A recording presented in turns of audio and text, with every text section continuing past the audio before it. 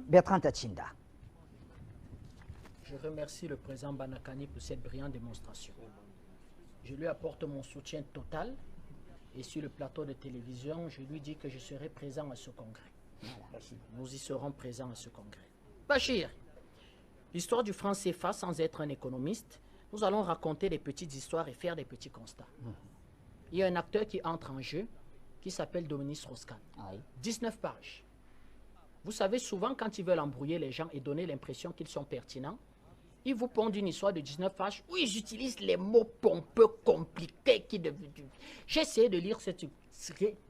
Il a résumé en 4 lignes.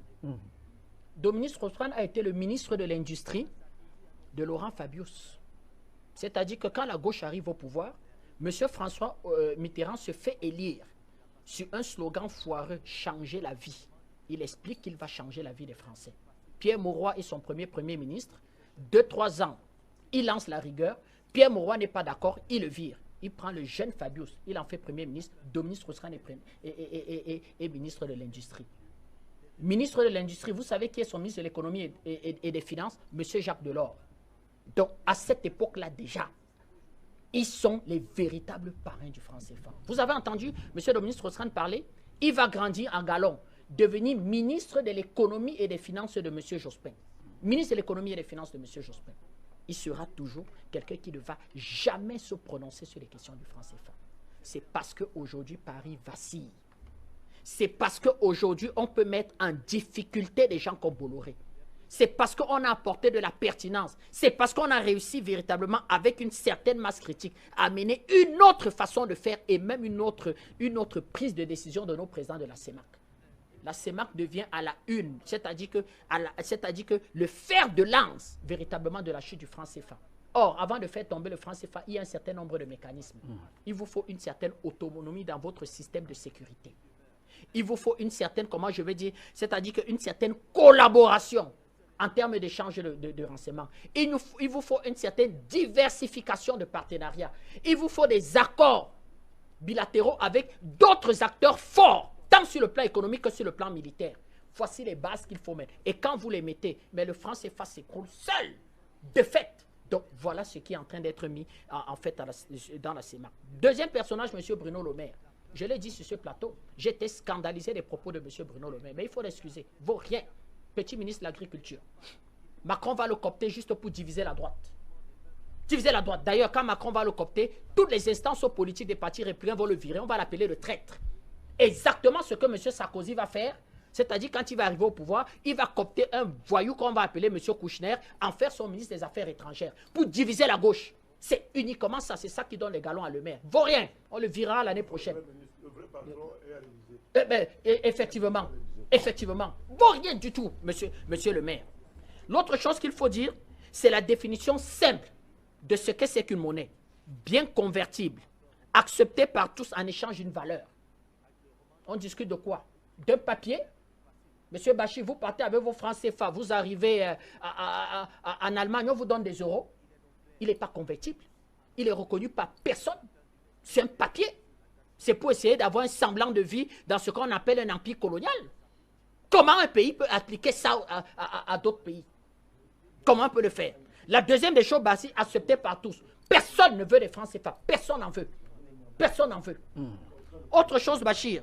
Il parle dans le franc CFA de ce qu'on va appeler, effectivement, la stabilité monétaire. La stabilité monétaire va nous produire, au-delà de la pauvreté, ça va nous produire et générer ce qu'on va appeler une économie de consommation. Parce que cette pseudo-stabilité monétaire va installer la pauvreté et une interdiction par son mécanisme de pouvoir s'industrialiser. Ça fait que produire, vous prenez le risque de produire. Non seulement vous n'avez pas de financement, parce que vous n'avez pas de banque centrale, c'est-à-dire la BEAC, c'est une sous-direction du Trésor français. C'est une sous-direction du Trésor français. Vous n'avez pas de financement. Ça fait que si vous faites même, comment je vais dire, harakiri de produire, eh bien, les biens que vous sortez sont largement, en termes de coût, au-dessus véritablement des biens qui vous inondent. Ça fait que véritablement, on a des hommes d'affaires. Qu'est-ce qu'ils font? Eh bien, ils vont à Dubaï.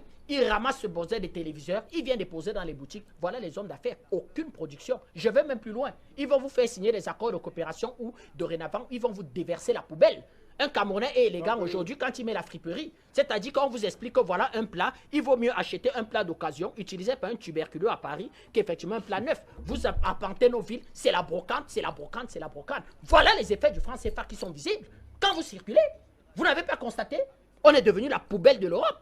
Vous circulez partout, voiture d'occasion, poubelle, habits, poubelle, brocante, poubelle. C'est-à-dire que même pour équiper sa maison dans un canapé, la poubelle. Donc il n'y a aucune production avec le franc CFA. Quand vous ne produisez pas, vous distribuez quoi? La misère? La stabilité monétaire, la stabilité monétaire. Non. Quand vous regardez les pays, je le dis ici, les indicateurs des pays africains, les plus pauvres, les 20 dernières places, en termes d'indice de développement humain, les 20 dernières places, on n'a rien du tout. Nous sommes les plus pauvres, misérables. Alors, quelle stabilité monétaire? L'autre chose qu'il nous explique, c'est effectivement les déficits budgétaires. Le franc CFA va rentrer dans ce qu'on va appeler, va nous créer un cercle vicieux. Quand vous ne produisez donc rien, qu'est-ce que vous avez? Il faut donc aller consommer ce que vous ne produisez pas. C'est-à-dire qu'on en est. Après, quand vous consommez ce que vous ne produisez pas, déficit budgétaire. Et quand vous avez déficit budgétaire, eh bien, un individu comme Mme Lagarde vient se tenir, joue la belle et vous explique que M. Sassou Nguesso allait restructurer votre dette pour que vous venez pour une facilité de décaissement de 650 $. M. Ali Bongo, nous ne sommes pas d'accord avec l'amende que vous avez infligée à Total. On va revoir votre prêt de 400 $. Le panafricaniste Idriss Déby, oh, c'est compliqué, il faut venir voir à New York, si on va voir, voilà effectivement, donc on est dans le cercle vicieux de l'endettement. Toute une vie, toute une vie, toute une vie, je vais plus loin. La France garantit le franc CFA, mais en 1994, c'est la France qui était en faillite. Nos États n'étaient pas en faillite, la France va nous dévaluer. Où a été la garantie de Paris? Où a été la garantie de Paris? On en verra Roussin annoncer la dévaluation. Roussin que Bolloré va copter. Après. Où était la garantie? Je vais plus loin. Les rapports de force. Si les rapports de force n'avaient pas changé, si nos patriarches de la CEMAC n'avaient pas dit non, eh bien, Maître Momo, vous savez que le voyou qu'on va appeler Sapin, arrivé ici avec une enveloppe dans sa poche, nous expliquait que M. Hollande a envoyé d'évaluer. Oui. Il a fallu que dans la salle, on lui explique que monsieur, c'est terminé. On ne dévalue pas. Oui. On ne dévalue pas.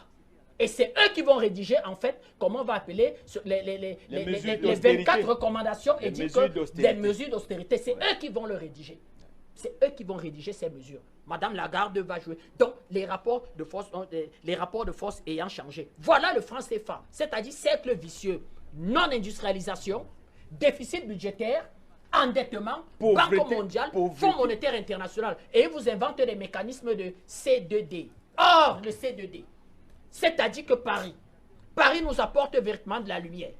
Un petit ambassadeur de France vient en fait jouer le beau devant tout un gouvernement pour expliquer que, effectivement, nous allons sortir 42 milliards du C2D pour lancer la pénétrante ouest de Douala. C'est-à-dire qu'ils vont nous faire une chaussée à 4 voies. Le développement de Paris, c'est-à-dire à l'entrée de Douala et à la sortie de Douala. Le C2D. Voilà les mécanismes du franc CFA. Et enfin, c'est le décret est constitué par les fonds des Camerounais qui remboursent la dette et on met dans un compte et Paris vient nous vous le retrocède. Une dette en réalité inexistante. Mais Claire, qui vient gagner le marché? Enfin, on vient de sortir sur un débat. Le franc CFA vous conforte des crapules comme Bolloré. S'il n'y a pas de franc CFA, c'est-à-dire c'est pour ça que notre lutte va aller au-delà de ce qu'on a donné comme raison de la fin de Bolloré, les problèmes judiciaires, c'est-à-dire que si le franc CFA aujourd'hui explose, ça en est terminé pour Bolloré. Parce que c'est le franc CFA qui conforte des salopards de ce genre, comme les Bolloré. Donc voilà Bachir ce qu'on peut dire de cette histoire. Il n'y a pas une seule raison de pouvoir regretter ce papier qu'on va appeler en fait franc CFA. Donc, pas de regret nous, donc. Bachir, il n'y a pas d'avenir dans cette histoire. Très bien.